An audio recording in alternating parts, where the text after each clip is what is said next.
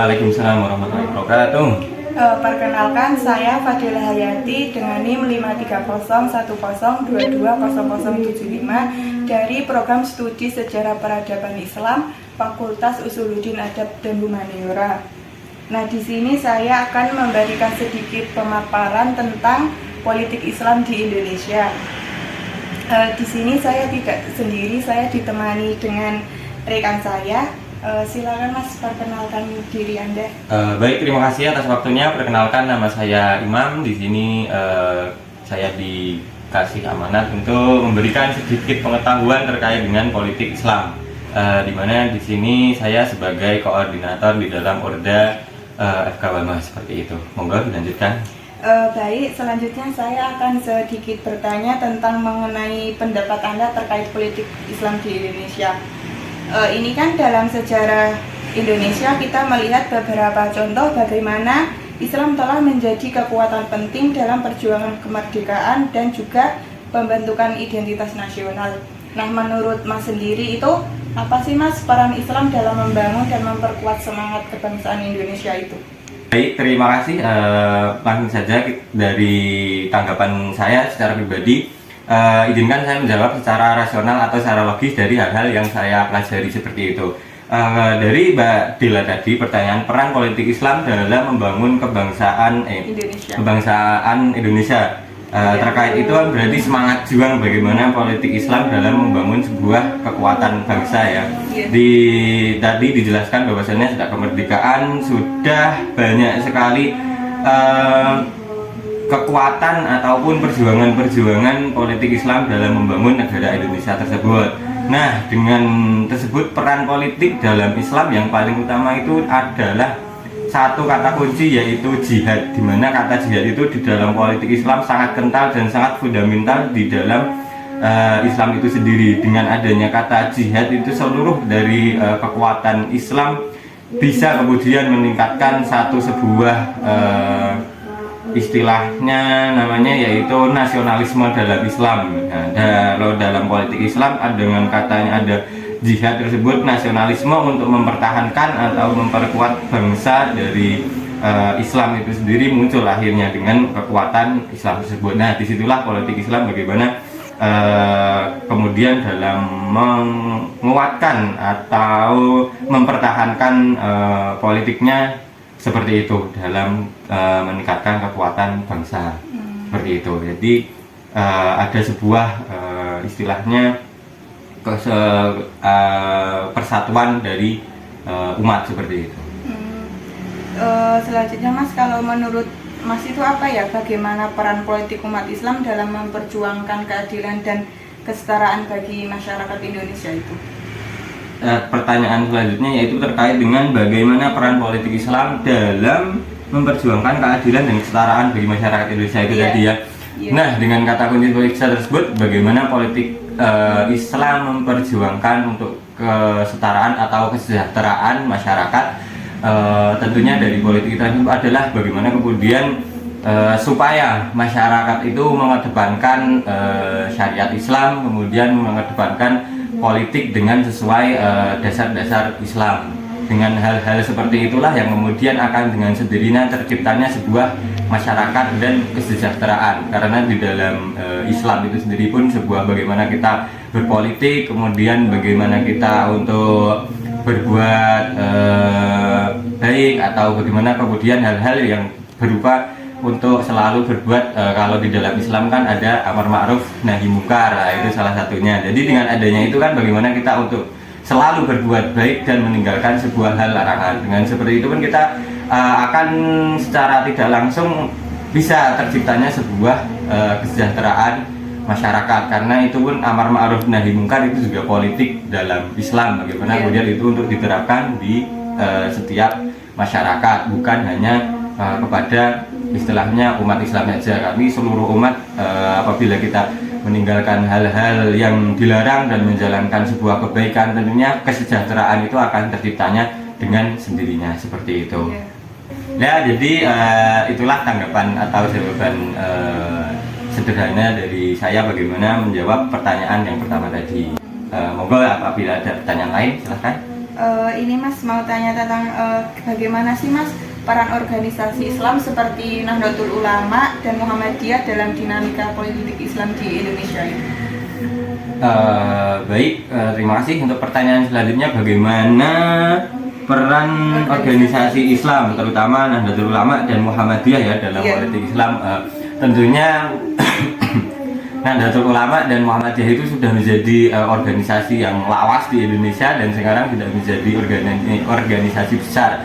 Tentunya perjuangan maupun resiko maupun tantangan untuk berperan dalam politik juga semakin besar, ditambah di era sekarang itu eranya yang sudah serba digital, hal-hal yang tersebar di misalkan digital itu sangat rawan, atau hanya sekedar misalkan ada cuplikan 10 detik yang dipotong itu sudah membuat masyarakat, terutama masyarakat awam itu sudah kebingungan untuk menanggapi. Nah, peran politik kemudian salah satunya Nahdlatul Ulama dan Muhammadiyah juga itu menjadi bagaimana kemudian menciptakan di era sekarang tersebut adalah seperti halnya istilahnya membangun lebih dekat dengan masyarakat, atau bagaimana kemudian menciptakan masyarakat yang sadar akan terkait politik tersebut. Kalau hanya sekedar politik saja kurang, dengan adanya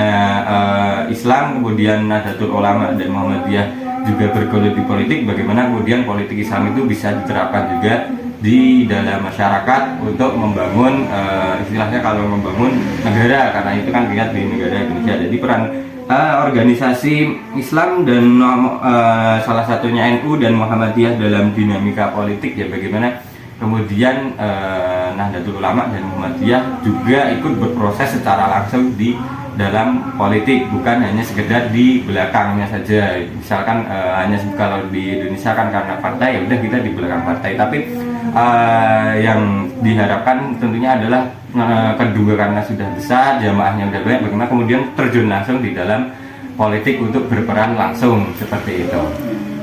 Oke, kalau ada pertanyaan lainnya mungkin bisa. Ini Mas mau tanya tentang pandangan Mas sendiri tentang kontroversi seputar penodaan agama dan juga kebebasan berekspresi dalam konteks politik Islam di Indonesia itu. Baik, pertanyaan selanjutnya berarti kan ada kata kunci disebut dengan penodaan agama. Kalau di Indonesia ini banyak penodaan agama itu, dari pandangan saya atau studi yang pernah saya, penodaan agama itu banyak dilakukan oleh oknum-oknum yang tingkat agamanya masih di bawah di bawah standar yang harus dipelajari seperti itu. Jadi mereka sudah baru sedikit yang dipelajari, tapi sudah mencoba untuk melakukan hal-hal yang misalkan sudah berani untuk mengemukakan bahwasanya saya sudah mempelajari bla bla bla seperti itu. Jadi kayak gitu juga misalkan dari pandangan